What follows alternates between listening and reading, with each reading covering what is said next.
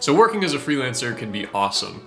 You get to set your own schedule, dodge office politics, take the work that you want to take, and you have no ceiling to the amount of money that you can make. For my entire life leading up to the start of my business, I wanted nothing more than to spend my days alone at my desk, cranking out work on my own terms. But guess what happened once I got there?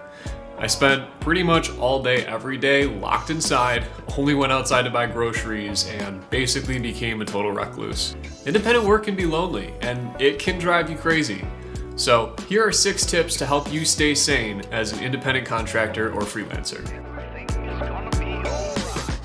Alright, tip number 1, get friendly with your competition and stop thinking of them as your competition. As a sole proprietor, it can be hugely beneficial to reach out to other companies in your area that do the same kinds of work. A lot of them are happy to offer advice to smaller businesses. You're not a threat to them. You're most likely going to be working with very different clients with much smaller budgets. Larger companies might even have freelance opportunities for you if their workload ever gets too backed up. It's worth reaching out to other independent contractors too. I work in video production, and I've become friends with a ton of videographers in my area. It's great to grab a bite, catch up with them, and discuss what is and isn't working for your businesses. These are the types of people who are going to be able to directly relate to your pain. Plus, there's tons of potential for referrals if one of you ever finds that you've double booked or need a second pair of hands for a larger job. This type of thinking is called a growth mindset, and it operates from the logic that there are more gigs out there than there are people to do the gigs. So it's in everybody's best interest to have a network of people who can get the job done. Moving on to tip number 2, which is to socialize as much as humanly possible.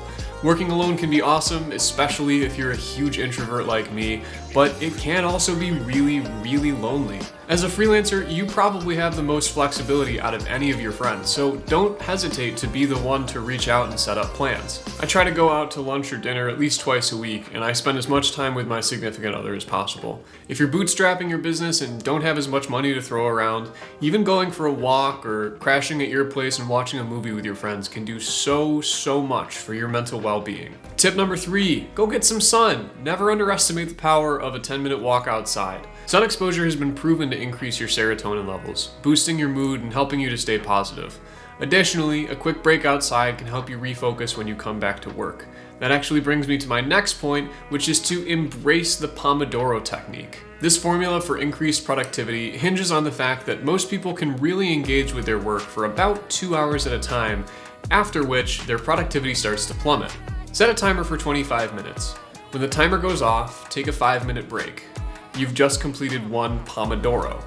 Every 4 Pomodoros, take an extra 20 to 30 minute break. This gives you a reset every 2 hours, and also a bunch of mini breaks in between to help you stay sharp. Okay, so tip number 5 is to understand when your most productive hours are during the day. The best thing about freelancing is the total autonomy that you have when structuring your day. Everyone has different hours for when they'll be the most motivated to get things done. Personally, I find that my most productive hours are from about 8 a.m. to 2 p.m. After that, the coffee crash hits and I start to take a dip. But after a few hours, usually around 5 p.m. or so, I'm bored and ready to get a few more hours of work done. Learning to leverage your own rhythms can have a huge impact on how much you can get done throughout the day. Lastly, tip number 6 is to remember that you're in it for the long haul. Rome wasn't built in a day, my friends. You will have slow months and anxiety will come with that. It can be tempting to lower your rates to try to get a sale, but don't let a few slow weeks make you question your path. Instead, use this time to reevaluate your marketing strategy. How have you connected with previous clients?